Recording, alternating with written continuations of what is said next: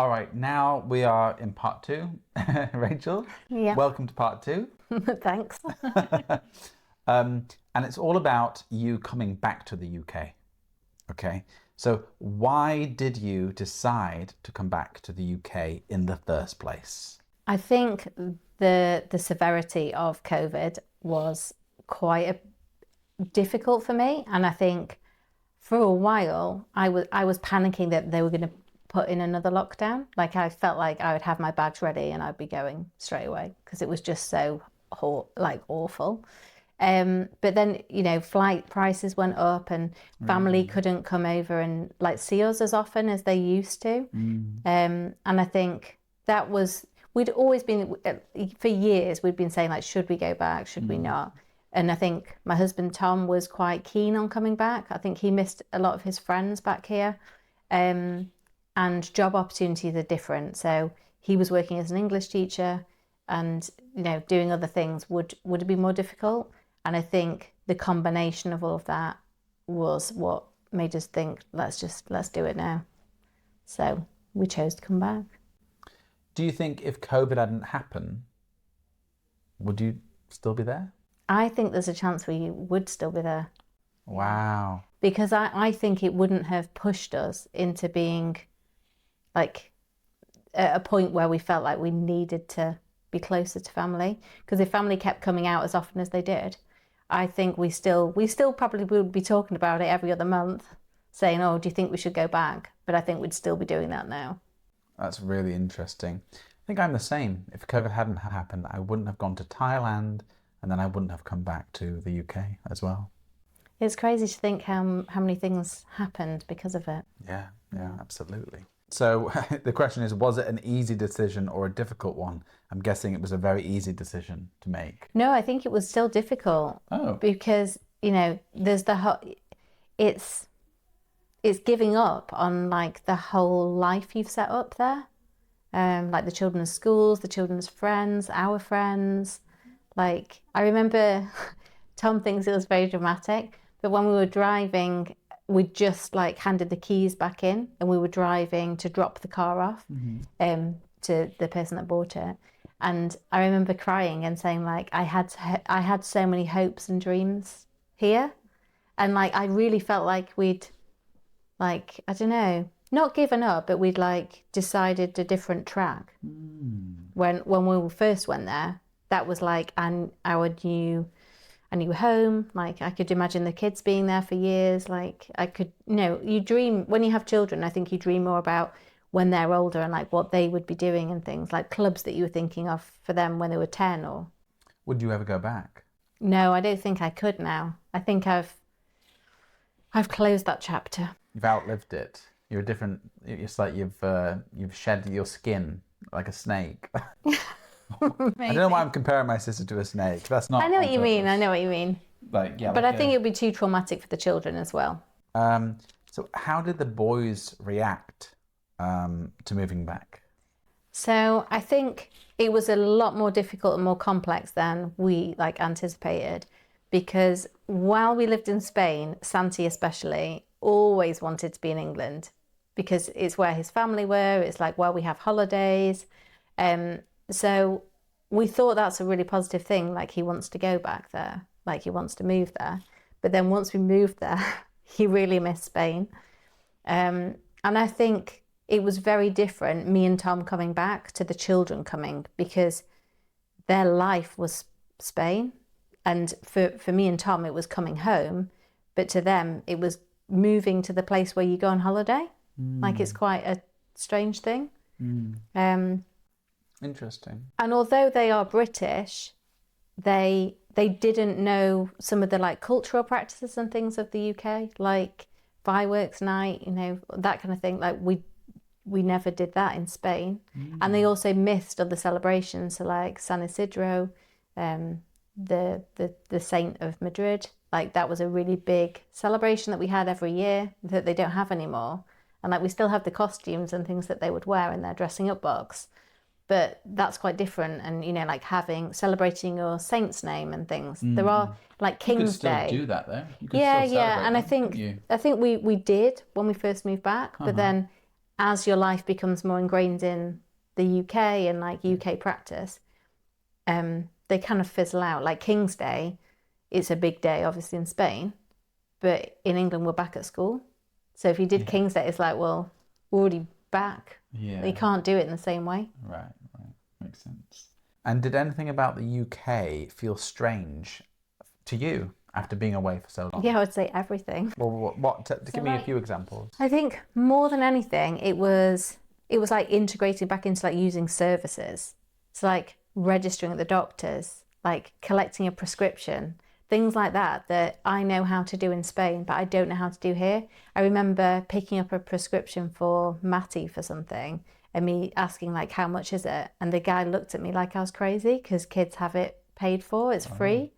And I think he was looking at me like, why wouldn't you know that? You already have two grown up, like they're not little babies, do you know? So I think things like that, and like car insurance, like it works completely different, like MOTs.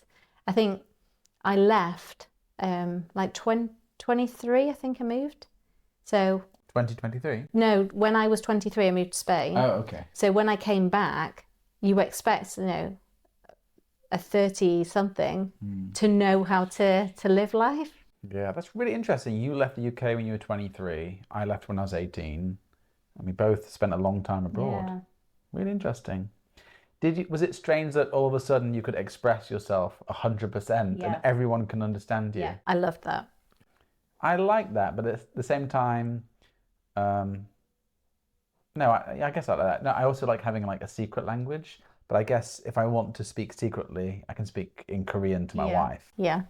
Which is always fun. Yeah, I get that. Like when you're on the bus, you could say to your kids, like, stop doing that. And people wouldn't necessarily understand. Whereas now, like if they're kicking the seat, you have to make it a public thing. You're like, can you stop kicking? And everyone knows what you're saying. Yeah. Last one, looking back now, do you feel it was the right decision? Yeah. Coming to the UK? Yeah, I do. I think it's taken us I think it took 2 years to settle back in, but it now feels like home.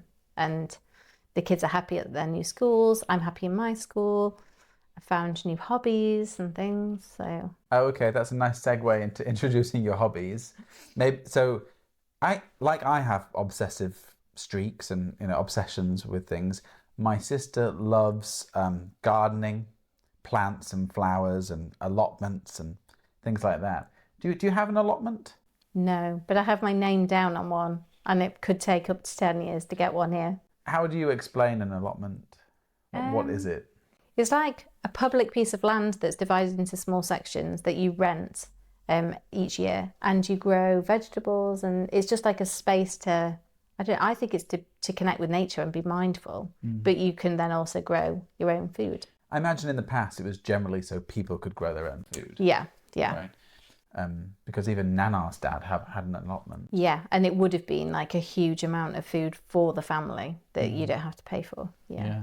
So why are you so obsessed with like plants, vegetables? Like she talks to me about vegetables all the time. Or like she came into the house, this is my house, by the way, guys, welcome.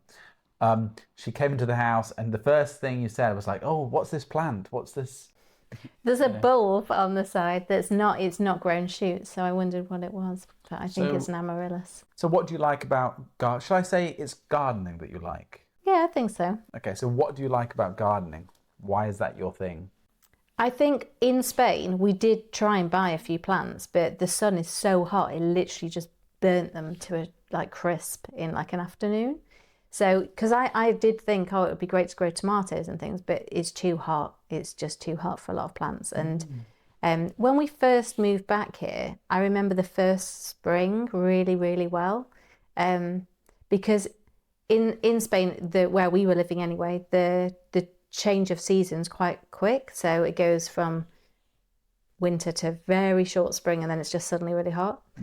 Whereas here, spring is this amazing season that I totally forgot about, and it felt like I was a kid seeing spring for the first time.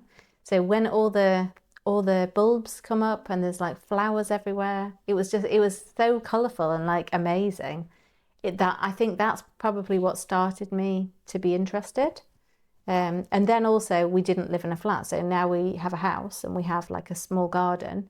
It's the first opportunity we've had to garden because we've got a house with a garden. So I think that's what changed. But like some people like gardening and flowers and stuff, whereas I feel like you really get like a deep sense of satisfaction in growing your own vegetables and then eating those vegetables. Am I right? Yeah, I would say so.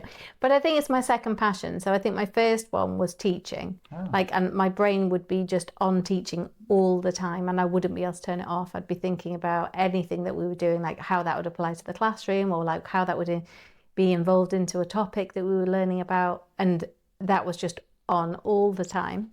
And then I think as I've got older, then I've learned to have another passion as well. And maybe because I'm not in the classroom as much, maybe that's where I've got space in my brain to like think of other things. I mean, considering how busy you are in your work and with your family, it's impressive that you even have this hobby. You're able to. But I don't know. I think I'd love to spend more time. Like the last 3 weeks, I've said I need to put my garlic in, and I haven't got round to it. You mean planting garlic? Yeah, planting garlic bulbs. But I haven't put it in and it needs to go in soon. Otherwise I'm going to miss the season. Better do it then. So it is busy, it's busy. But then Matty loves doing it with me as well. So it's like... Matty's your youngest? My youngest one, yeah. He always says, we're the experts. He always says, we're the gardening experts. So I like to do that with him because he enjoys it as well. That's cute. Okay, now it's time to move on to slightly more serious and, well, let's just say deeper topics. This topic is called health and hard times. So, because Rachel, you were diagnosed just after COVID, right, during the coronavirus, with rheumatoid arthritis.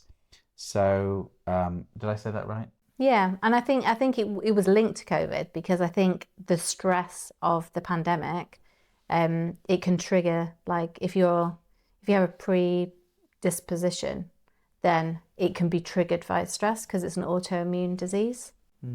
It's interesting because same with my stomach problems. Like I'm in pain now, actually, but that also happened during COVID. Yeah, it's really annoying. Yeah, it is annoying.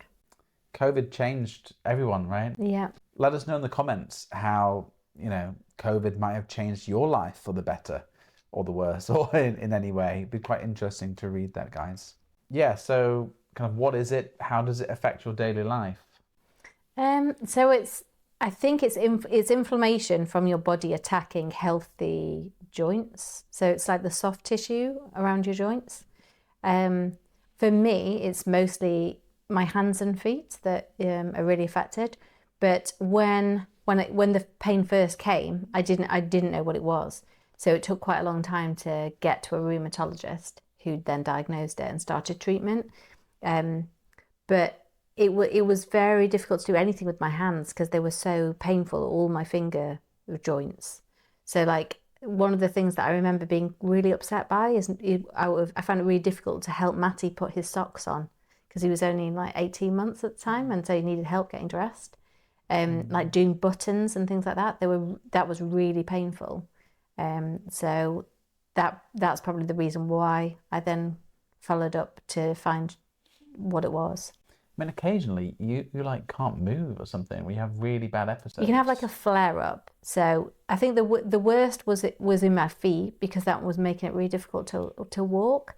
But then I think linked to that, I had some other issues that they've resolved in my feet that were to do with swellings and inflammation. And since that treatment, that's pretty much improved. So but it can be a random flare up. Yeah. Right. But it's a lot more manageable now. Yeah, it's much more manageable because I've had treatment for a long time, but it does mean that I have to take quite a lot of medication every day. So I have to take 7 tablets every day. 7? Yep. It's a lot. And then 8 if I need the pain relief as well.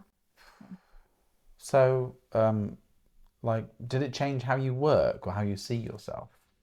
I think for a long time, I thought it could like get into remission and like be cured. so that I didn't need to take medicine anymore.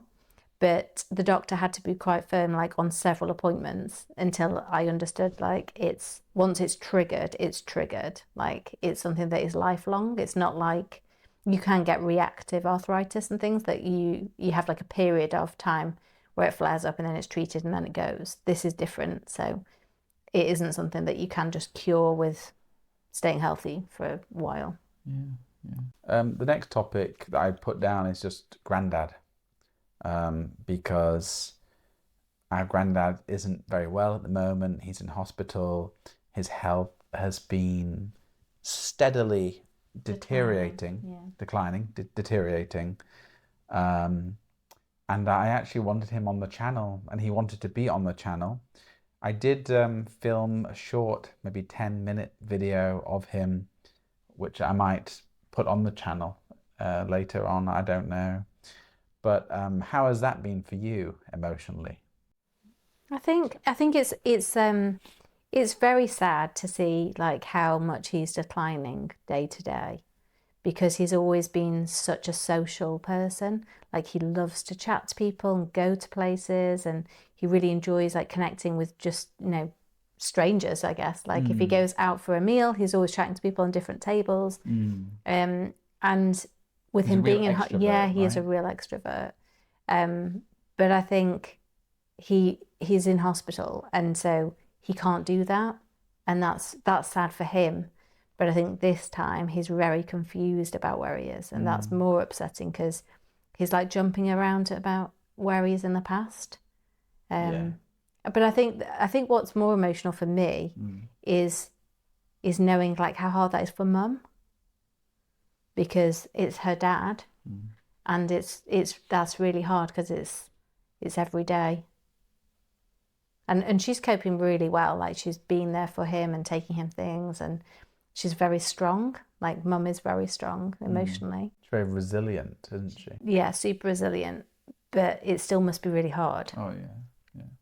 And like, my kids know that he's poorly, and I think Matty is very scared that, everybody dies eventually. But I think he's worried that it's close.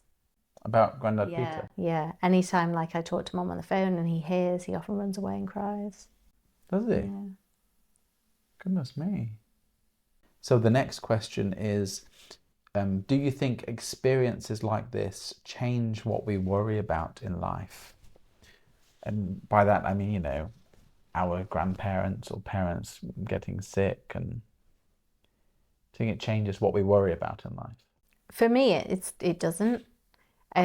Because I think I'm nearly 40, and to have, like, Mum has both her parents still around, like to have a grandma and like a nanan and a granddad at my age is quite unusual. But I think also they've lived such a big life. Like, they've had such full lives. Yeah, they've experienced a lot. And I think that is life. Like, you have to enjoy the journey. I don't think it makes me worry about anything in the future. Does it make you worried? What I meant by that is, like, it makes me worry less about the small things in life. Although I do feel like I do have a lot to worry about. It's like a job. But I feel I do have a lot to worry about. But I worry less about the things I can't control. And I've stopped worrying about things I can't control. That's good. And about small details, small things I worry less about. But I think you are a natural worrier. I am the definition of neurotic. But I think I used to worry about things more when I was younger than, like, I think from 30 onwards, I worry about things less. And I'm less self-conscious, and I just do what I want to do and not worry about what people think.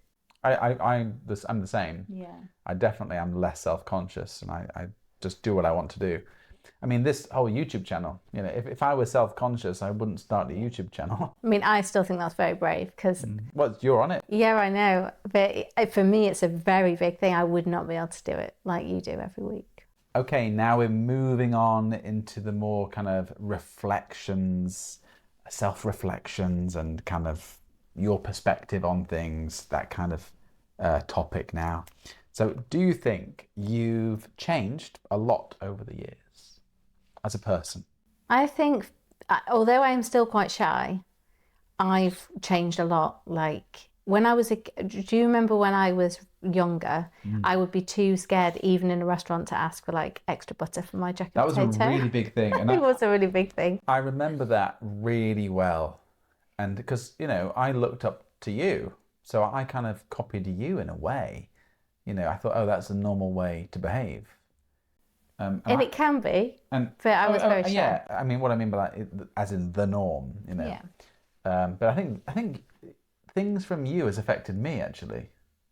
Like you not being able to ask for butter. Like I remember really, like But vividly. I was just really shy. But I think like I've worked on that as I've grown up. I've set myself like more and more challenges, and that's changed. So like the last challenge I set myself was traveling to Nepal on my own. That was crazy, yeah. And you went on those crazy bus rides, around on the rocky mountains. Very scary. And on the bottom you can see like ones that have crashed.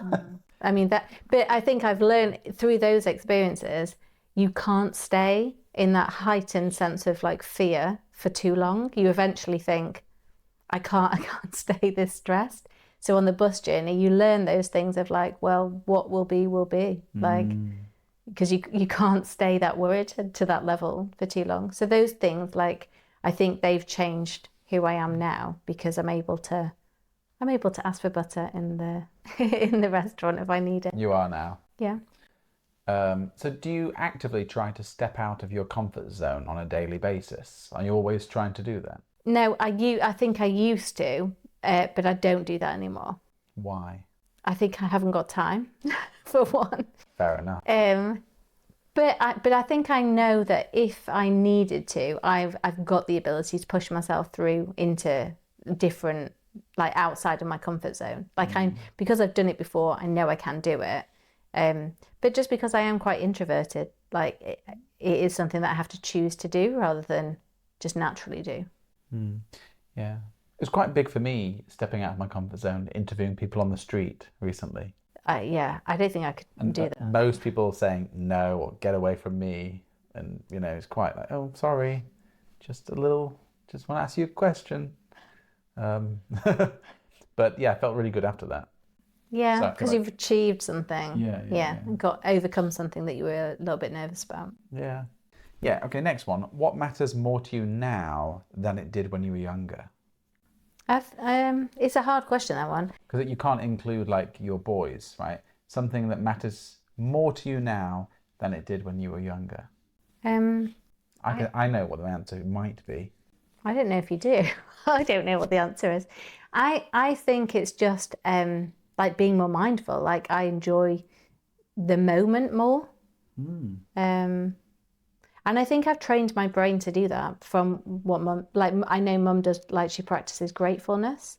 So like if you think of 3 grateful things every day, your brain starts to think of things that you're grateful for. Like I think that's helped me think about times that are more content. I thought that you might value your time more because you don't have as much of it. But I think when you're younger, you don't have any sense of like time. I mean, you don't really appreciate it, whereas now I feel like you might, maybe not.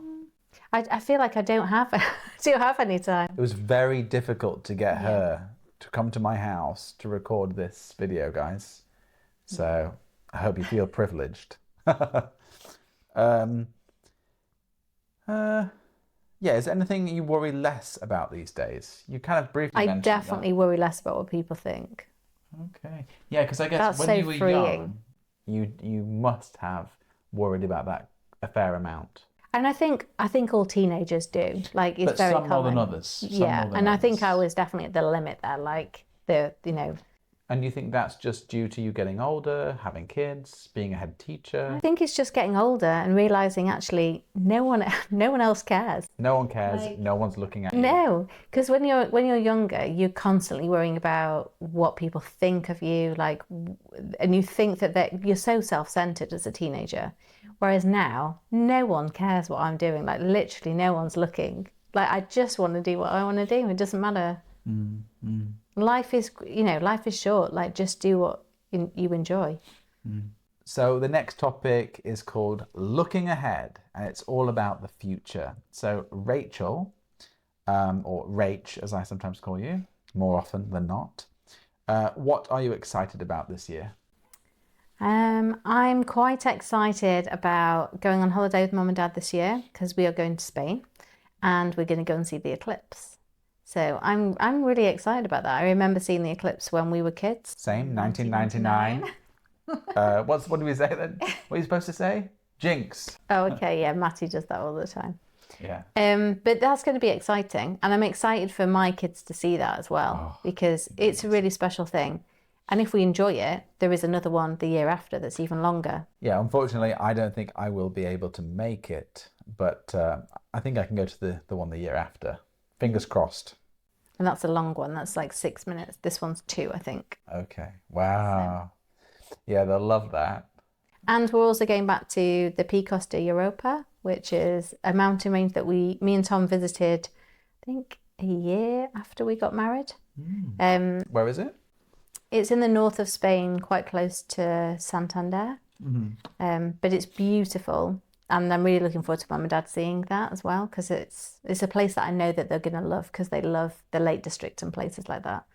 So I'm really looking forward to that. It'd be nice. Yeah, yeah. No, it's cool. Why is it next to a bank? It's not a bank. Santander. Yeah, but it's a city. I'm just joking. I'm pretty sure Santi asked me that. Oh, really? Yeah, he was like, why are we going to a bank? I'm just joking.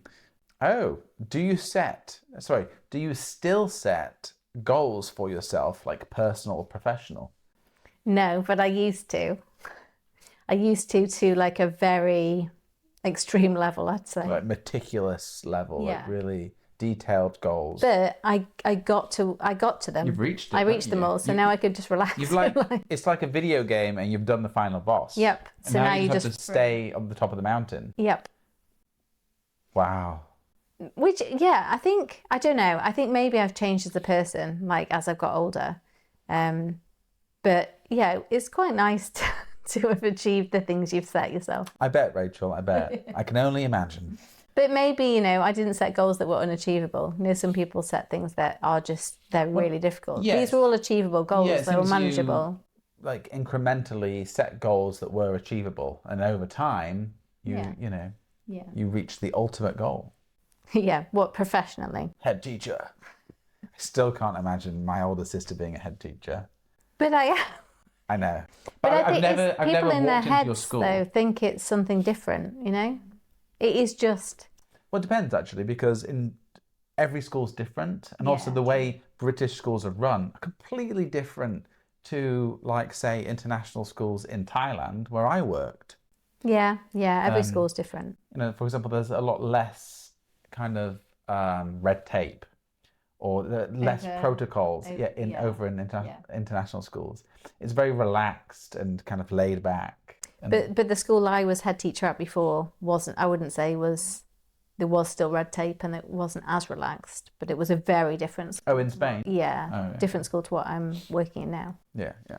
Last question for this topic. What kind of future do you hope for your boys?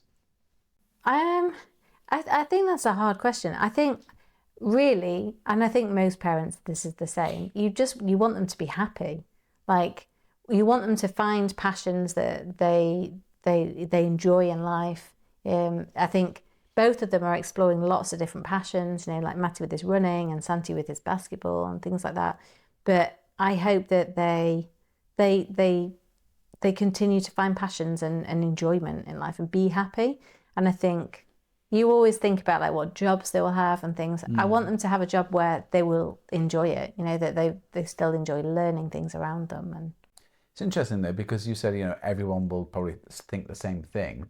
But actually, I did a lesson yesterday with someone and we talked about like the tiger mum. Yeah. And kind of Chinese way of parenting, where the goal isn't really just like their happiness, but really setting them up for success whatever that might mean to the parents. Yeah. So there are different. But I think I have that as well. Like, But it's because, your version of success. Yeah, because I think for me, it's making sure that you give them opportunities and you give them like a taste of things so that they learn what their passion is. Because if you only do one thing, then you're only setting them up to either do that well or do that badly. Like most young Chinese kids either play the piano or the violin. Yeah.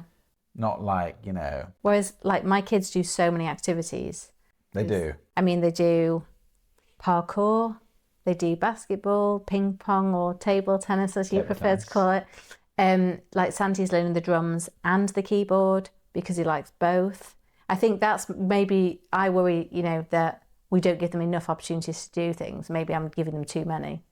Because I think if you just stick with one thing, you might, really excel at it. But I always panic and think, oh, but what if they really enjoy this or that? No, I think you're doing it the right way. There's a really good book called Range, which is about professional athletes that actually had many different skills and that those skills helped them to excel in their sport. Yeah. Or in their area as well. So it's actually really interesting. Yeah, I can see that because like Matty, for example, now is really enjoying dance. And that isn't something I've pushed necessarily, but he loves running and he's quite sporty in that sense, but did an after school club in dance and then has really enjoyed it. So we've done more dance. I'm surprised he likes running. Yeah, but he's really not competitive at all. He actually just likes running, which is hard for our family to understand because we're very competitive. We are very competitive. I think, when was the last time we played Monopoly as a family? We never can play Monopoly because you will flip the board. Because she was cheating. I never was. Yeah, you were. But I'm, when Matty started running, we'd be like, what's your time? What's your personal best? Your PB? But he's like, yeah, I just enjoyed running. And, so one time he was really slow and we were like, what's happened? You weren't as fast as last week. And he was like, oh, I was running with a friend. And just really enjoyed the running, jogging process. It puts life into perspective. Not everything is a competition. Not everything is a race. Yeah. You are allowed to enjoy what you do. Yeah. Same with language learning. When you've got people next to you that are way better than you at English, you're allowed to enjoy it. I think that's also important. Right. It is the last topic for this podcast episode. If you're still watching, thank you so much. I hope you're finding it interesting. So it's my favorite part of every podcast episode. It is challenge time. Sounds difficult. You'll be fine. So I ask the guests some challenge questions. So the first one is called the younger self. So Rachel, if you could give one piece of advice to your younger self, let's say at 25, what would it be? I think it's a really difficult question, that, because I try really hard to live with no regrets. So anything that happens, I feel like it happens for a reason and you learn from it and you move on. So because I was thinking originally it could be to worry less, because when you're that age, I think you're still worrying about things a lot. But if I said that, then maybe I would not work as hard. You wouldn't be where you are today. Meet my goals. So I think... So let's imagine you go back into the past as some ghost and you see your younger self and they say, oh, are you here to give me some advice about the future? It's like, no, just nothing for you. Make all the mistakes, worry about the butter. I've already gone past that, yeah. No advice for you, Rachel. I think it might just be enjoy the journey.